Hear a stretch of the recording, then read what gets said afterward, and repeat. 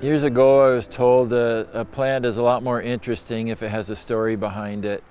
And the Prairie Gold Aspen has a story behind it. You often don't think of Nebraska for aspen. And about 70 or 80 years ago, there was a pocket of aspen that was discovered up around Lee, Nebraska, along a creek. That stand of trees isn't there anymore, but in the 70s I was given a seedling of one of those aspen by a nurseryman up in Columbus. His name was Alan Wilkie. He's no longer with us, but the tree continues on.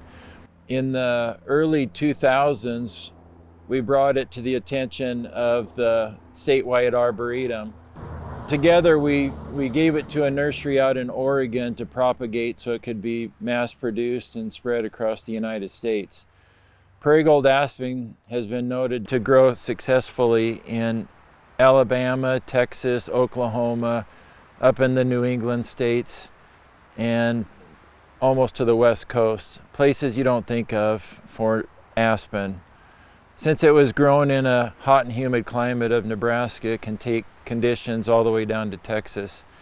The aspen is one of those trees you either love or hate them.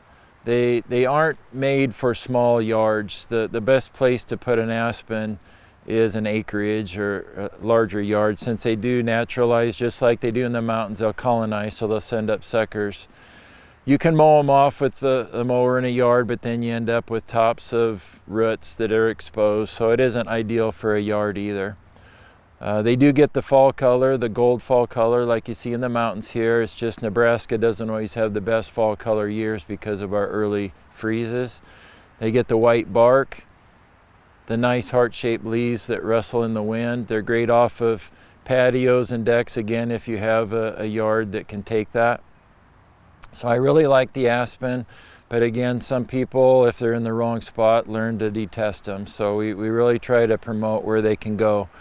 Aspen are a relatively short-lived tree, meaning 25, 30, 35 years, but they're always suckering, so they're always rejuvenating the tree. So the main tree may die, you cut it down, and then there's always replacements for it.